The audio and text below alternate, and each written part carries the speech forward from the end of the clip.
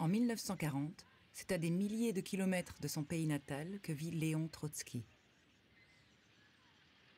Il fut l'un des hommes les plus puissants de la révolution russe, avant de devenir un paria dans son propre pays. Pire, un homme à abattre. Chassé de Russie, puis d'Europe par Staline, il a trouvé refuge au Mexique, l'unique pays au monde ayant offert l'asile politique à ce célèbre apatride.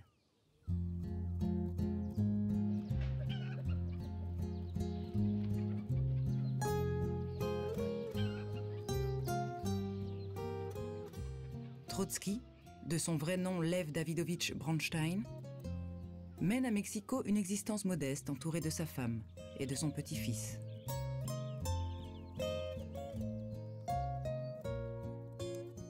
Malgré les tourments de l'exil, Léon Trotsky continue à vouloir changer le monde. Sans jamais désarmer, il consacre la plupart de son temps à défendre ses idées, multipliant les attaques envers le régime stalinien et visant Staline lui-même.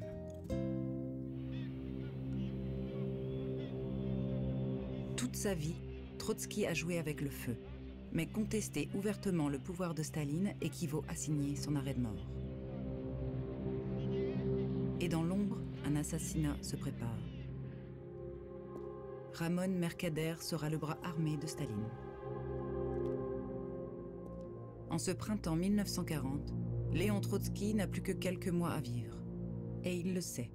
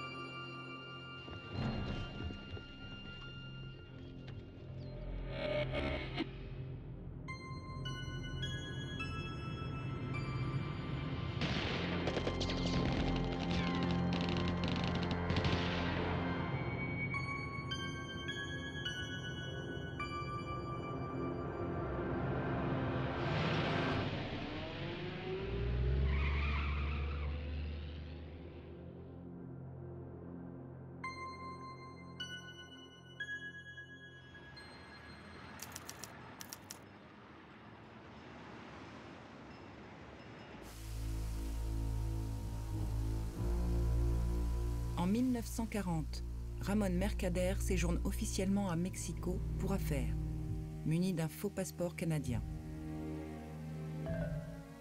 En réalité, il est espagnol et c'est un agent en mission pour les services secrets soviétiques.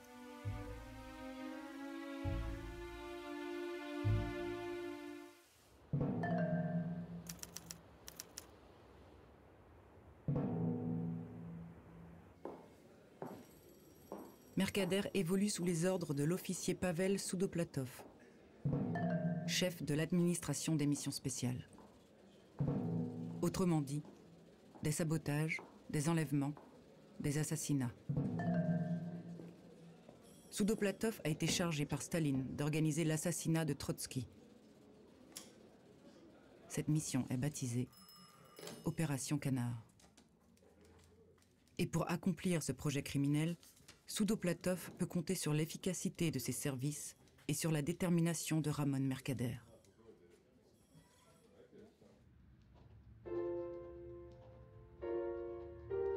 À Mexico, Trotsky poursuit ses activités. Il travaille d'arrache-pied à sa biographie de Staline. Léon Trotsky est un homme pour lequel défendre ses idées est un combat de chaque jour. Jamais il ne renoncerait. Durant 43 ans de ma vie consciente, j'ai toujours été un révolutionnaire.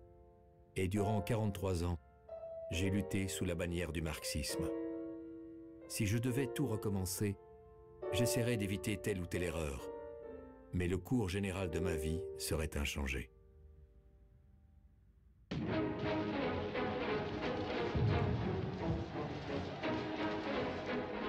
Dans la nuit du 24 au 25 octobre 1917, les bolcheviks assiégeaient le palais d'hiver à Saint-Pétersbourg et s'emparaient du pouvoir.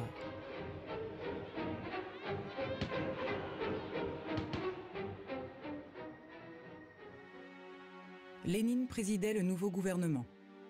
Trotsky accédait aux plus hautes fonctions de l'État. Pour défendre le nouvel État révolutionnaire, il fallait une armée entièrement dédiée à sa cause. Trotsky créa l'Armée rouge et se jeta dans l'action, sillonnant le pays à bord de son train spécial pour diriger ses troupes et faire triompher la révolution bolchevique.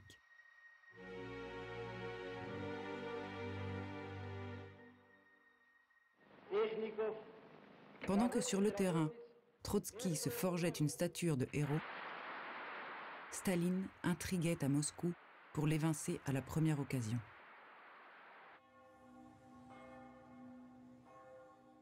Le 21 janvier 1924, le peuple russe tout entier pleurait la mort de Lénine. Ce jour-là, Trotsky se trouvait à 1000 lieues de Moscou, dans un train filant vers le Caucase, contraint par ses médecins à un repos forcé. Léon Trotsky était le seul dignitaire du parti à ne pas assister aux funérailles. La nouvelle de la mort de Lénine se répandait rapidement par ondes.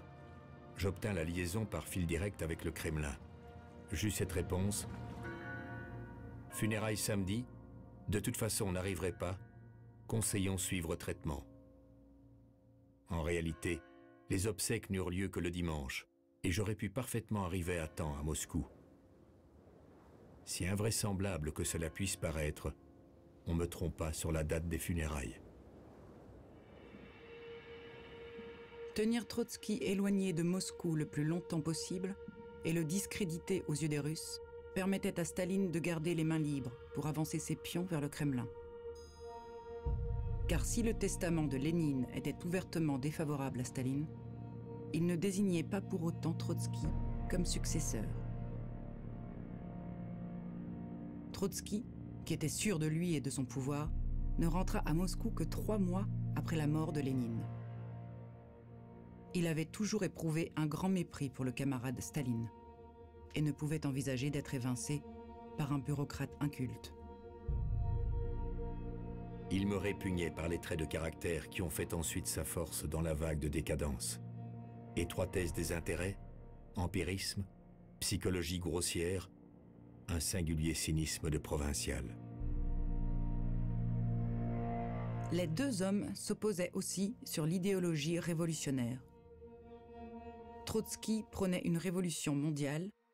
Staline voulait s'en tenir à la révolution russe qui était désormais achevée. En 1924, l'Union soviétique avait besoin d'être reconstruite après plusieurs années de guerre civile. Dans ce contexte, les membres du parti choisirent Staline, au détriment de Trotsky, qui risquait d'entraîner le pays dans de nouvelles batailles.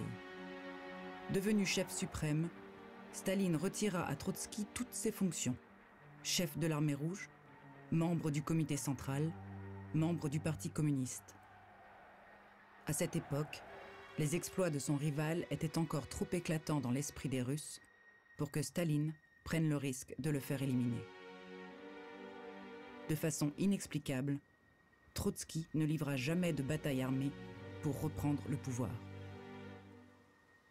On m'a demandé plus d'une fois, on me demande encore souvent, comment avez-vous pu perdre le pouvoir?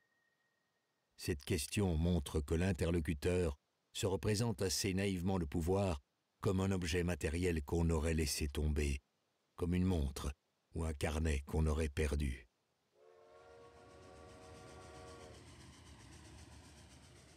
Durant toute son existence, faire la révolution fut la préoccupation majeure de Trotsky.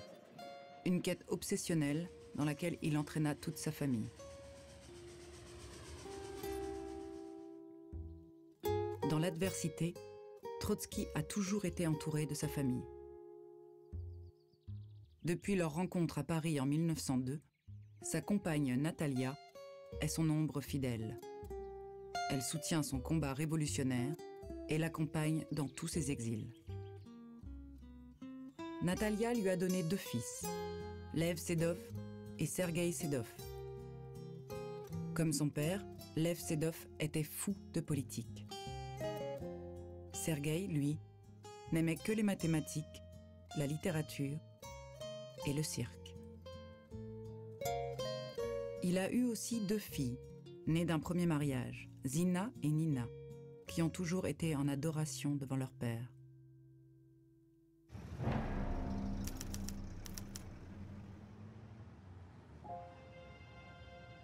À Mexico, en 1940, Ramón Mercader attend les ordres de Soudoplatov. Né à Barcelone en 1913, Mercader est issu d'un milieu favorisé, à la fois par son père, qui appartient à la bourgeoisie industrielle catalane, et par sa mère Caridad, issue d'une famille bourgeoise d'origine cubaine. Ramón est très proche de cette mère qui affectionne l'alcool, la drogue et les amours libres. Et lorsque Caridad se lia au Parti communiste, il l'a suivie dans ses combats. Après avoir vécu dans la haute société et fréquenté les écoles pour élite, Ramón changeait brusquement de destinée. Il s'enrôla d'abord dans les jeunesses communistes. Puis, au début de la guerre civile espagnole en 1936, il s'engagea aux côtés des républicains.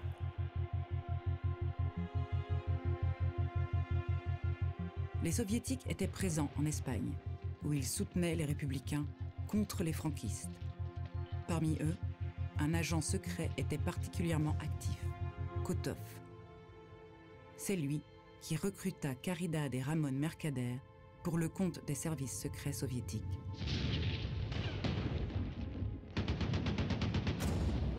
Caridad devint la maîtresse de Kotov.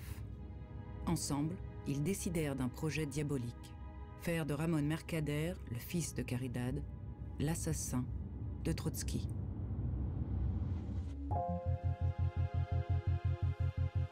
D'un commun accord, Kotov et Soudoplatov décidèrent d'intégrer la mère et le fils à l'opération Canard. J'ai fait la connaissance de Ramón Mercader, un jeune lieutenant qui venait de rentrer d'une mission clandestine derrière les lignes de Franco.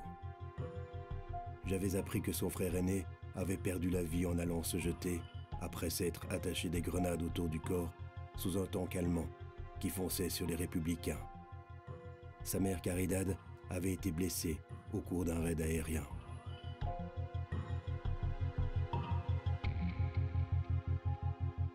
Le recrutement de Ramón Mercader lançait la phase opérationnelle de la mission contre Trotsky.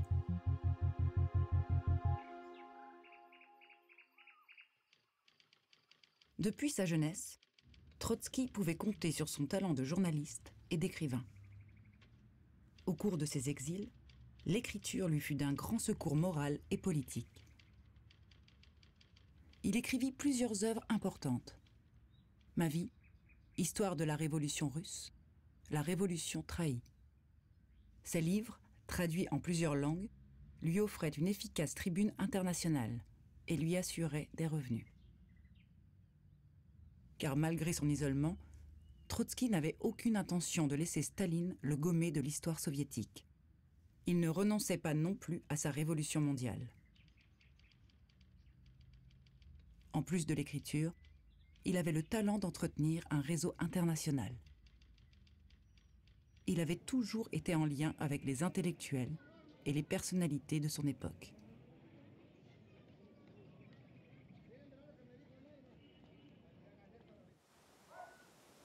En 1928, après avoir privé Trotsky de tous ses pouvoirs, Staline le fit déporter à Alma-Ata, au Kazakhstan, une république soviétique.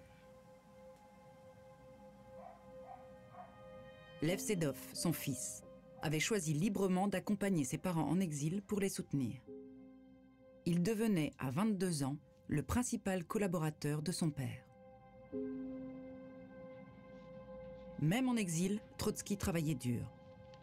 Il écrivait des lettres et des télégrammes adressés à ses nombreux contacts à Moscou et dans les autres colonies pénitentiaires. Lev Sedov s'employait à expédier ses messages par tous les moyens possibles. Les agents soviétiques ouvraient le courrier, tout en le laissant circuler. C'était un moyen de surveiller l'opposant.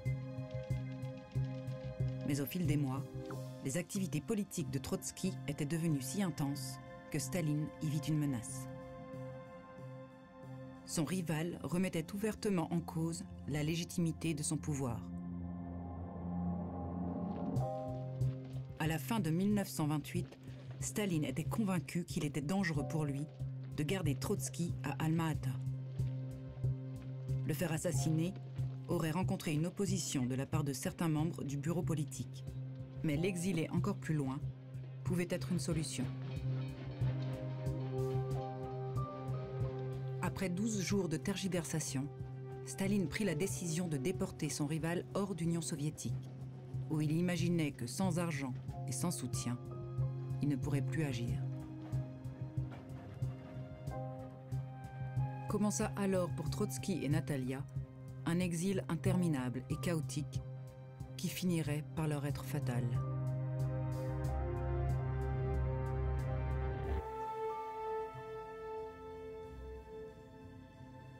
Au début des années 30, l'Union soviétique se trouvait dans une situation économique et sociale désastreuse.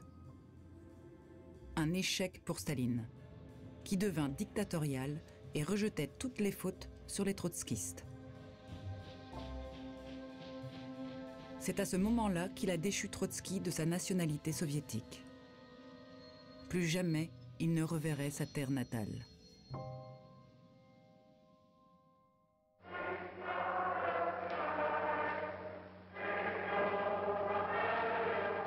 Il n'y avait pas qu'en Russie que le régime s'était durci. En janvier 1933, Adolf Hitler avait été élu chancelier du Reich. Pour Trotsky, qui était d'origine juive, les nazis au pouvoir représentaient un danger supplémentaire. Durant les années 30, le ciel s'était assombri au-dessus de Trotsky. Il avait d'abord perdu sa fille Nina de tuberculose, puis quelques mois plus tard, son autre fille, Zina, s'était suicidée au gaz à Berlin. Trotsky accusa officiellement Staline d'avoir poussé sa fille vers la mort. Elle laissait un jeune fils, Sieva, qui fut adopté par Lev Sedov, le fils de Trotsky. Trotsky était sous le choc, mais l'action le sauva. Il multiplia les provocations, refusant systématiquement de renoncer à ses activités politiques et de se conformer aux règles imposées par ses pays d'exil. Entre 1932 et 1936, Trotsky vécut successivement dans 3 pays différents, dont il fut chaque fois expulsé. La Turquie, la France et la Norvège. Soucieux de ne pas contrarier Staline, le chef suprême de l'Union soviétique, plus aucun pays ne voulait de cet hôte encombrant.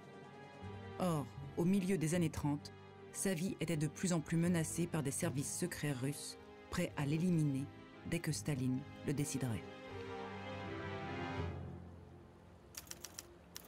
Après son recrutement, Ramon Mercader fut envoyé en Union soviétique pour y recevoir une formation d'espion. Il y était entraîné par l'agent Kotov, l'amant de sa mère, qui devint son mentor. Kotov n'aura de cesse de le conditionner pour qu'il aille au bout de sa mission. Il restera dans son sillage avec Caridad jusqu'à Mexico. J'ai proposé à Kotov de passer 1 mois environ à former Caridad et Ramon aux techniques du renseignement, car ils étaient très novices pour tout ce qui touchait à des notions de base telles que les techniques opérationnelles ou les différentes manières de déjouer les filatures et de changer d'aspect. En plus d'un entraînement militaire spécifique, Ramon devait apprendre à être un autre homme. Un personnage entièrement fabriqué par les agents de Moscou.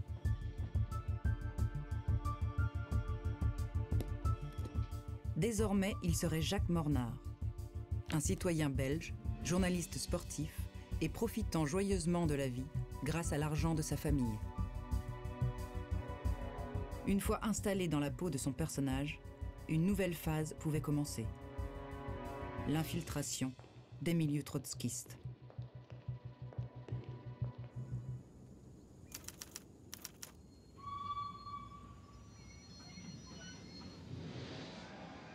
Trotsky était arrivé au Mexique en janvier 1937.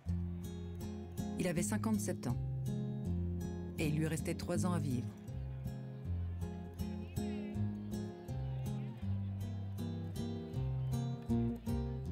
Alors que Trotsky et Natalia étaient devenus indésirables en Europe, c'est Diego Rivera, le grand peintre de la révolution mexicaine et un fervent communiste, qui leur avait obtenu l'asile politique au Mexique.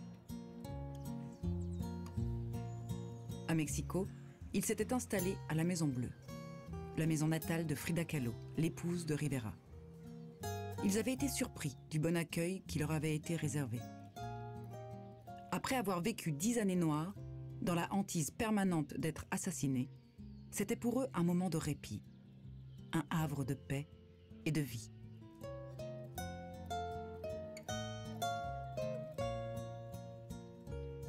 Trotsky avait de l'admiration pour l'œuvre de Rivera. Ses fresques monumentales rendaient un vibrant hommage à l'histoire et aux luttes du peuple mexicain. C'est au Mexique qu'avait eu lieu la première grande révolte sociale du monde, prémisse à la Révolution russe. Le couple Rivera était d'une originalité folle et entraînait dans le tourbillon de leur vie le révolutionnaire russe et sa femme. Mais malgré une existence exotique chez Diego et Frida, Trotsky et Natalia n'étaient jamais sereins. Les nouvelles qui leur parvenaient de Moscou étaient épouvantables. Les purges lancées par Staline depuis 1936 les hantaient. À Moscou, Staline liquidait tous ceux qui le gênaient. L'assassinat de son ami Sergueï Kirov avait été une aubaine pour lui. Cela lui avait permis de désigner des traîtres au parti et de déclencher une série de procès spectaculaires. C'était une nouvelle phase de la terreur stalinienne. À la Loubianka, le quartier général de la police politique, les cellules étaient remplies d'accusés, qui étaient, la veille encore, des dirigeants influents. Terrorisés et acculés par des preuves fabriquées, ces anciens camarades de Lénine, ces révolutionnaires convaincus, étaient devenus incapables de se défendre. Et le procureur Wyszynski se déchaînait contre eux. Les condamnations à mort pleuvaient. Les condamnés étaient aussitôt fusillés.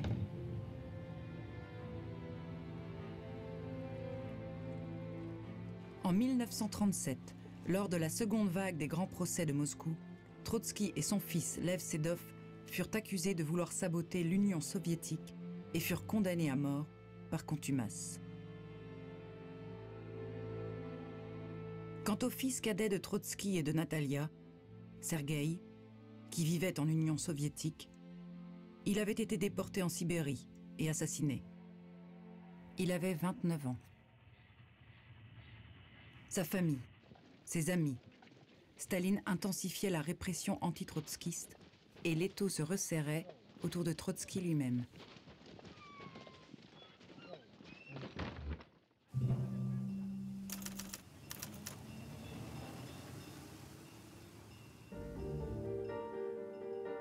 Dès son arrivée à Mexico en 1937, Trotsky avait réorganisé un bureau opérationnel en engageant des secrétaires et des traducteurs.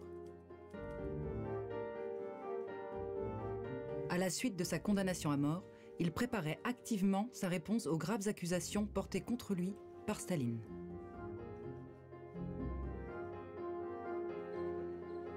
Pour lui permettre de se défendre publiquement, son comité américain de soutien eut l'idée d'organiser un contre-procès. Présidée par le philosophe John Dewey, cette commission était composée d'intellectuels, de juristes et de politiciens américains. I undertake to present to such a commission all my files, thousands of personal and open letters, in which the development of my thought and my action is reflected day by day, without any gaps. I have nothing to hide. La commission Dewey se tint à la Maison Bleue au printemps 1937. Durant 8 jours, Trotsky fut interrogé sans relâche. Une épreuve harassante, mais dont il sortit blanchi des crimes dont l'accusait Staline.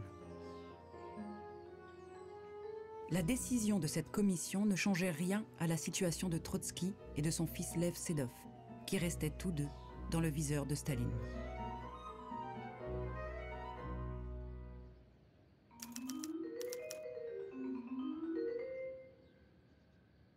En février 1938, Lev Sedov, qui vivait à Paris, se plaignit de douleurs au ventre. Son nouveau collaborateur le fit aussitôt transporter dans une clinique dirigée par un médecin russe. Il fut opéré 2 fois avant de succomber. Il avait 32 ans. Après 2 autopsies et une enquête bâclée, la police française concluait à une mort naturelle. Il semblait évident que le gouvernement français souhaitait ménager Staline. Le fait que le nouveau collaborateur du fils de Trotsky fût en réalité un agent stalinien laissait planer bien des interrogations sur ce drame. Mais son rôle ne fut jamais éclairci. La nouvelle de la mort de Lev Sedov frappa Trotsky de plein fouet. Il perdait non seulement un fils, mais aussi son collaborateur le plus fiable. Après la mort de ses 2 filles, et maintenant de ses 2 fils, Trotsky n'avait plus qu'une idée en tête: rapatrier au Mexique son petit-fils, Sieva.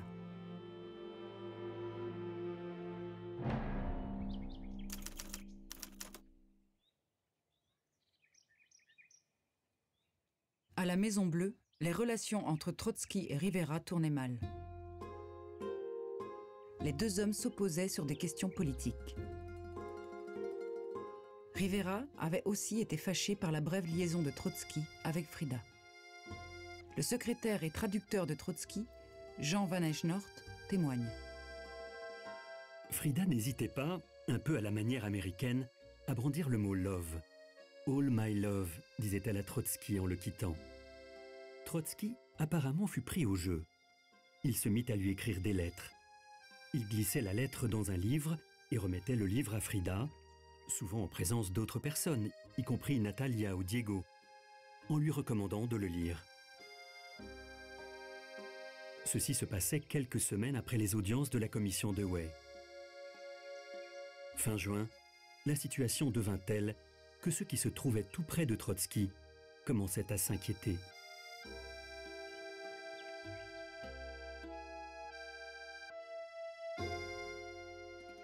Rivera coupa brutalement les ponts avec le révolutionnaire russe. En perdant la protection du peintre, Trotsky devenait plus vulnérable que jamais. Or, le danger se rapprochait de jour en jour.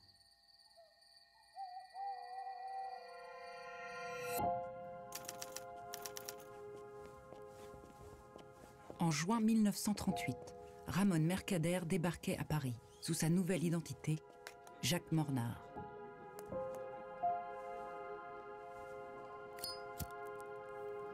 Depuis sa formation d'espion en Union soviétique, il maîtrisait l'art du renseignement et du camouflage. La séduction était un de ses atouts majeurs, et les services secrets russes en avaient fait une arme. La cible s'appelait Sylvia Aguelov. Elle avait été choisie par l'équipe de Soudoplatov parce que sa famille était proche de Trotsky. Le plan machiavélique avait commencé quelques mois plus tôt, quand une espionne soviétique avait approché Sylvia pour gagner son amitié. Puis, sa mission avait été de la jeter dans les bras de Jacques Mornard.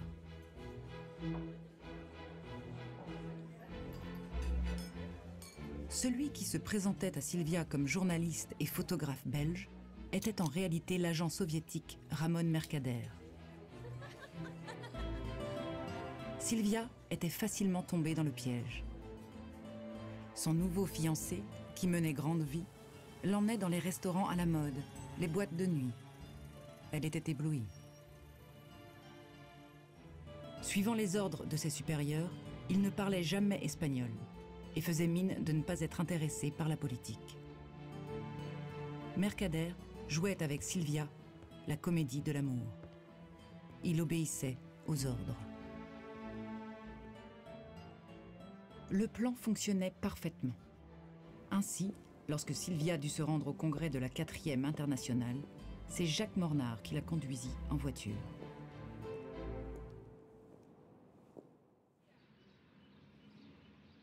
L'intégralité de ce congrès avait été préparée par Trotsky depuis son exil. Il lançait un véritable parti d'opposition. C'était pour lui un enjeu majeur. Cela devait lui permettre de relancer son mouvement politique et son projet de révolution mondiale.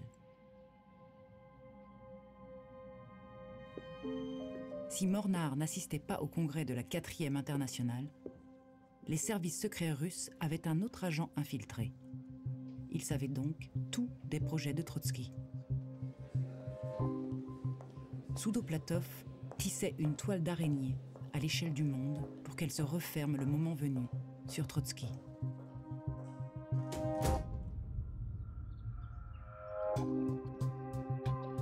À Mexico, au début de 1939, Trotsky et Natalia se séparaient définitivement des Rivera.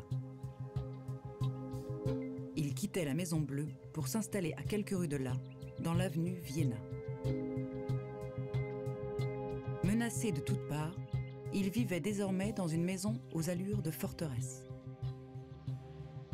Les allées et venues étaient très contrôlées, Trotsky ne voulant rien changer à ses habitudes.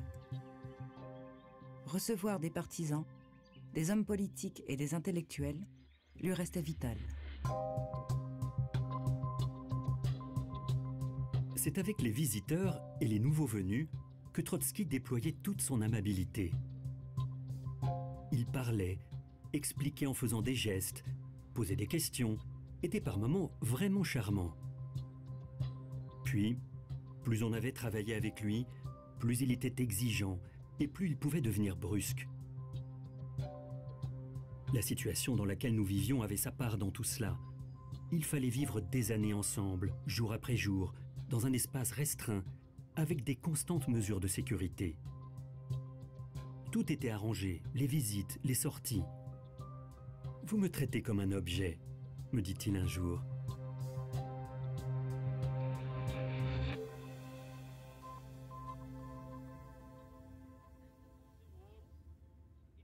En perdant Rivera, Trotsky se retrouvait également privé des ressources financières du peintre. Pour survivre, il écrivait de nombreux articles de presse et l'avance de droits d'auteur pour sa biographie de Staline complétait ses revenus.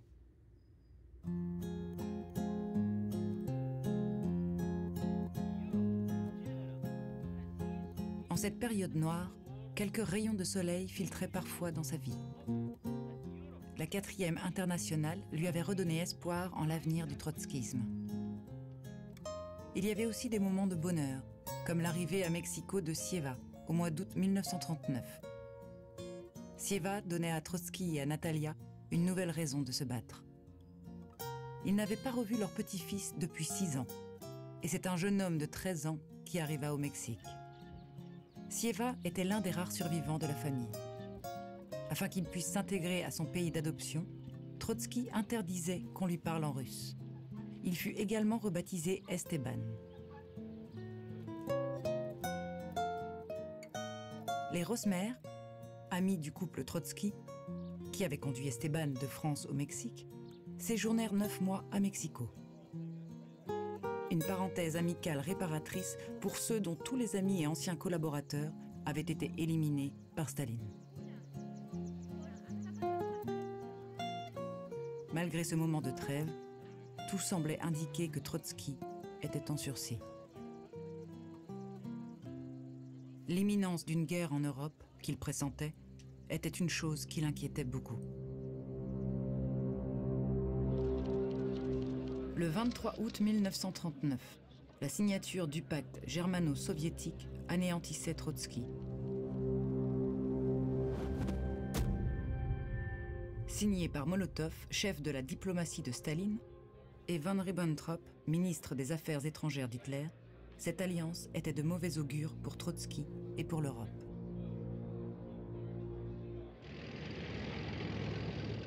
Le 1er septembre, Hitler envahissait la Pologne.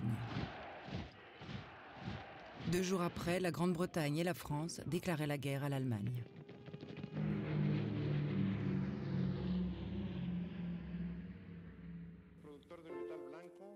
Je me souviens d'avoir écouté avec Trotsky, sur un appareil d'onde courte, la nouvelle du premier torpillage d'un navire anglais par un sous-marin allemand. Tout cela avait un air de déjà-vu.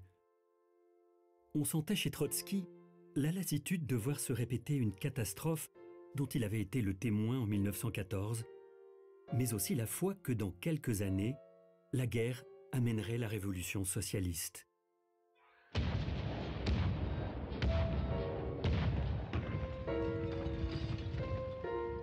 Alors qu'éclatait la Seconde Guerre mondiale et que Staline devait diriger son pays en guerre, il ne pouvait pas se permettre de garder en vie son principal opposant. Il donna donc l'ordre à Soudoplatov de liquider Trotsky. Soudoplatov et son équipe réagirent aussitôt. Mercader fut envoyé à New York pour vivre chez Sylvia Aguilov, ce qui devait lui permettre de se rapprocher de Mexico et de Trotsky lui-même. Quand Mercader expliqua à Sylvia qu'il fuyait l'Europe pour ne pas faire la guerre, et avec un passeport canadien acheté pour éviter d'être mobilisé, elle le crut sur parole. Et quand il partit au Mexique pour affaires, Sylvia promit de l'y rejoindre.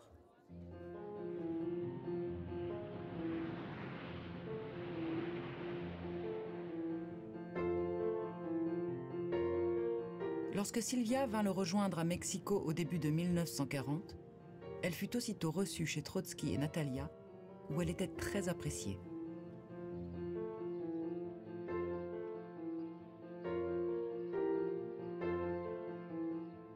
Elle s'y rendait régulièrement et chaque fois, Mercader la conduisait en voiture. Il ne demandait jamais à entrer dans la propriété, arguant qu'une rencontre avec le révolutionnaire russe ne l'intéressait pas.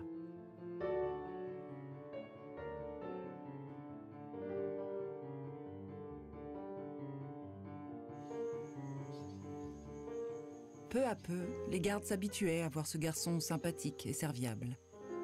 Mercader se lia même avec l'un d'entre eux, un jeune trotskiste américain du nom de Robert Sheldon Hart. Et lorsqu'en mars, Sylvia rentra chez elle à New York, Mercader n'avait plus besoin d'elle pour approcher Trotsky. Ce n'était plus qu'une question de temps. Mais Staline était pressé. Il lui fallait absolument réduire Trotsky au silence. Pour répondre à l'impatience de Staline, Soudoplatov décida à la hâte de lancer une attaque à Mexico.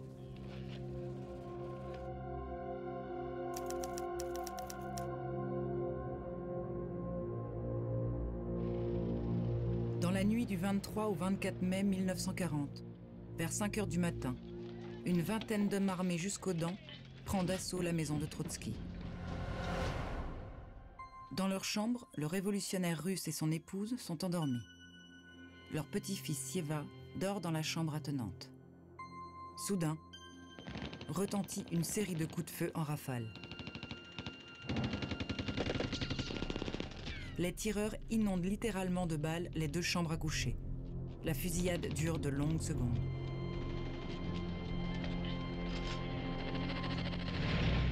Les gardes parviennent à faire fuir les assaillants. Trotsky, Natalia et Sieva sortent de l'attaque en état de choc, mais indemnes. Natalia a protégé Trotsky en l'abritant sous le lit. L'affaire a un grand retentissement. Trotsky est accusé par ses détracteurs d'avoir mis en scène cet attentat pour faire parler de lui. Mais l'enquête de la police s'oriente vers le peintre mexicain David Alfaro Siqueiros. Siqueiros est un stalinien convaincu et un tueur. Il a combattu durant la guerre d'Espagne dans les rangs des républicains. Malgré l'arrestation de Siqueiros et de ses complices, cette affaire conserve de nombreuses zones d'ombre. L'une d'elles touche particulièrement Trotsky, car elle met en cause l'un de ses proches collaborateurs. Les assaillants sont entrés facilement dans la maison. L'homme qui leur a ouvert est Robert Sheldon Hart, le garde américain qui est lié avec Mercader. contrairement à la police mexicaine, Trotsky refuse catégoriquement de le considérer comme un traître. Et quand le corps de Hart est retrouvé dans la banlieue de Mexico avec 2 balles dans la tête, il est bouleversé.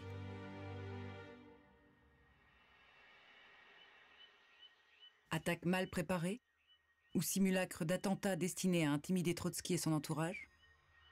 Une atmosphère lourde plane désormais sur la Casa Vienna.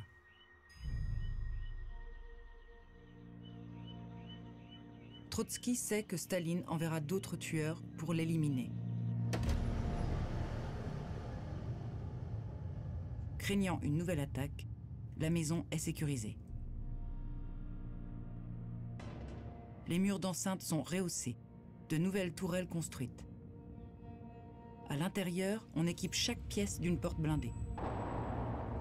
Et des gardes supplémentaires sont engagés.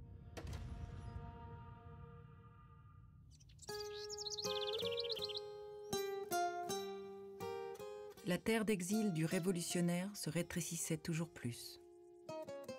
Malgré les risques, Trotsky refuse de se laisser enfermer. Cédant à sa passion pour les cactus, il s'offre encore quelques escapades dans les montagnes désertes. La vie est belle.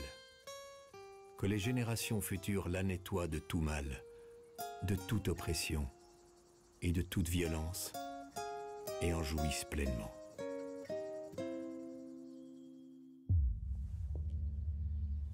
Après l'échec d'un premier attentat qui a mis Staline hors de lui, Soudoplatov actionne l'agent préparé spécialement pour tuer Trotsky, Ramon Mercader.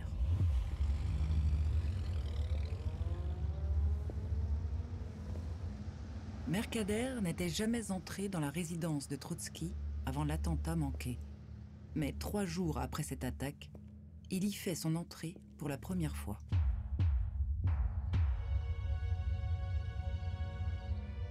Trotsky et Natalia l'ont invité à prendre le thé. Ils souhaitent rencontrer le fiancé de leur amie Sylvia Aguelov. Mercader accepte l'invitation. Il se montre à présent curieux de faire la connaissance de Trotsky et désireux d'écrire des articles sur l'état du monde.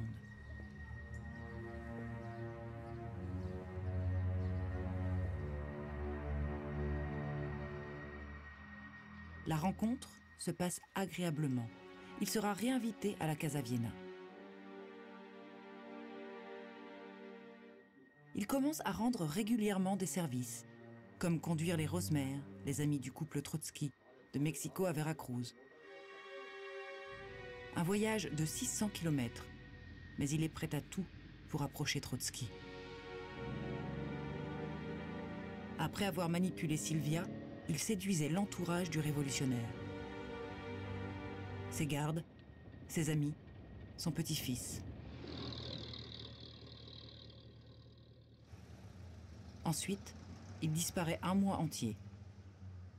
Sa disparition n'éveille aucun soupçon. C'est un homme d'affaires. Il était normal qu'il voyage. De ce mois d'absence, on ne sait pas grand-chose du parcours de Mercader. Mais il est certain qu'il préparait activement son action contre Trotsky. Soutenu dans sa mission par sa mère Caridad et par son mentor Kotov, présents tous deux dans la capitale mexicaine pour assurer la logistique de l'opération.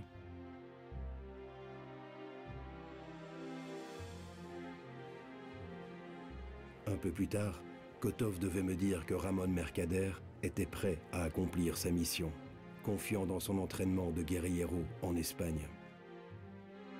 Pendant la guerre, il ne s'était pas contenté de se servir d'un fusil. Il avait participé à des combats au corps à corps, armé d'un couteau. Sa préparation lui permettait d'utiliser 3 moyens: tuer Trotsky d'un coup de feu, le poignarder ou le battre à mort. Caridad donna sa bénédiction à son fils.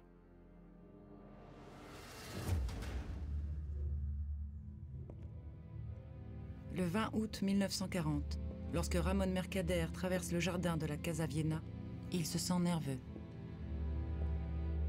Il vient présenter à Trotsky la nouvelle version d'un article qu'il a écrit. Le révolutionnaire avait rejeté la première, la trouvant mal écrite et confuse. Mercader s'était senti vexé.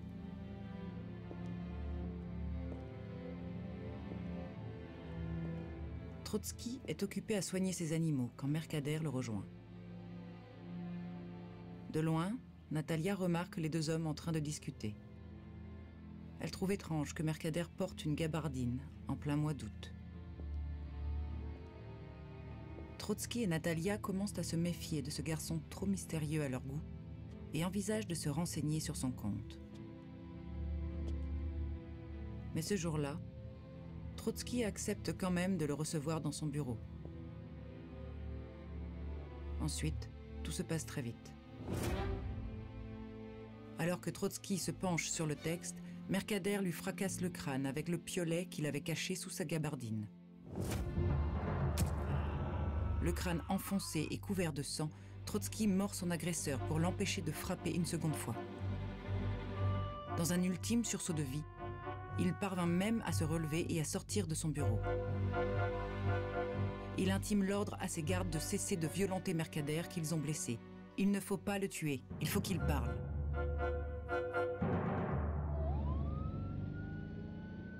Dans l'ambulance qui le conduit à l'hôpital, Trotsky est encore conscient. Malgré les efforts du chirurgien qui l'opère pendant plusieurs heures, il chemine vers la mort.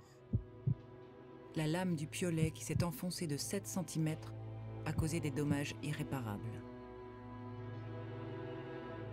Léon Trotsky meurt le lendemain de l'attaque, le 21 août 1940. Il avait 60 ans. C'était le point final de l'opération Canard. Staline avait gagné. Bien des années plus tard, les détails de cet événement sont restés intacts dans la mémoire d'Esteban Volkov, le petit-fils de Trotsky, le survivant de cette famille décimée par Staline. Je revenais de l'école. Quand je me suis rapproché de la maison, j'ai eu une sensation d'angoisse. Je sentais que quelque chose d'anormal arrivait. Il y avait des gens dans la rue, une voiture était arrêtée. Alors j'ai accéléré mon pas, et je suis rentré. Alors là, j'ai vu que tout le monde était bouleversé, qu'il y avait quelque chose de grave venait d'arriver. Mon première impression, c'était Mercader qui était au milieu du jardin, arrêté par des policiers. Et il était dans un état tout à fait défait. Pleurait, criait, gémissait. Jamais j'avais vu un être humain dans un tel état, non? De désarroi. De maman, je ne savais pas, je ne comprenais pas qu'est-ce qu'il pouvait arriver, qu'est-ce qu'il faisait, cette famille-là, ce mari de Sylvia, enfin, qu'est-ce qu'il faisait là. Et après, quand je suis rentré dans la bibliothèque, alors oui, j'ai vu que Pierre Davidovitch était gravement blessé dans la chambre d'à côté. D'ailleurs, ils ne m'ont pas laissé rentrer, non, parce que lui-même, encore blessé, il a donné dans sa instruction que le garçon ne doit pas, Sieva ne doit pas voir ça.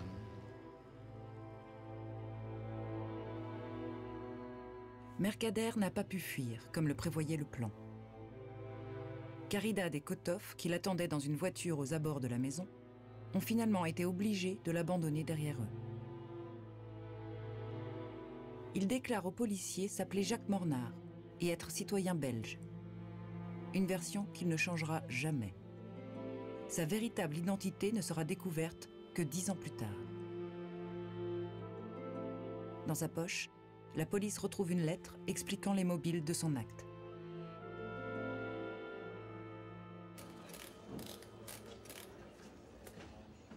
Il était important de pouvoir avancer une raison pour l'acte qui devait discréditer l'image de Trotsky et de son mouvement.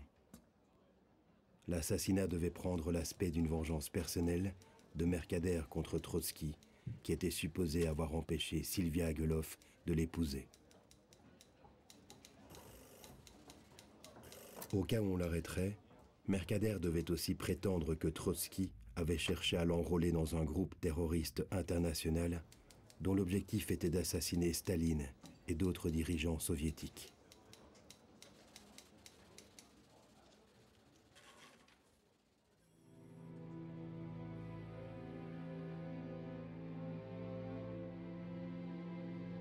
Les Mexicains réservent un bel hommage à Trotsky. Une foule impressionnante défile devant sa dépouille et plus de 200 000 personnes accompagnent son cortège funèbre à travers la ville de Mexico.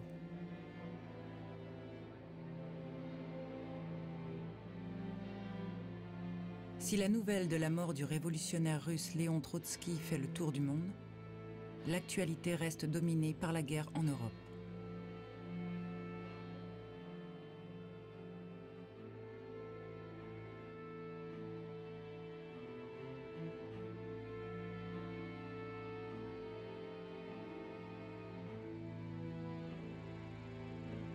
Après avoir fini ses jours en France en 1962, les cendres de Natalia ont rejoint celles de Trotsky. Tous deux reposent loin de Moscou, dans leur maison du quartier de Coyoacán, à Mexico.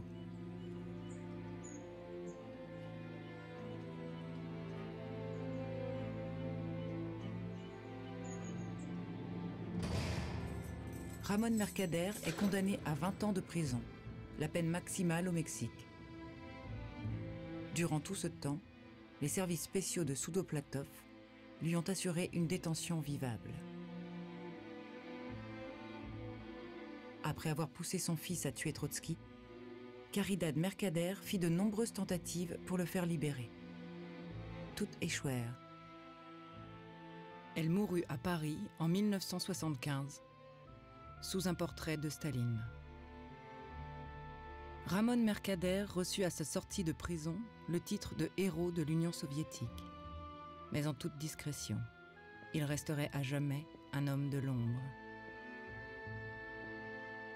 Il mourut d'un cancer à la Havane en 1978, à l'âge de 65 ans. Il avait confié n'avoir jamais oublié le cri poussé par Trotsky lorsque le piolet lui fendit le crâne.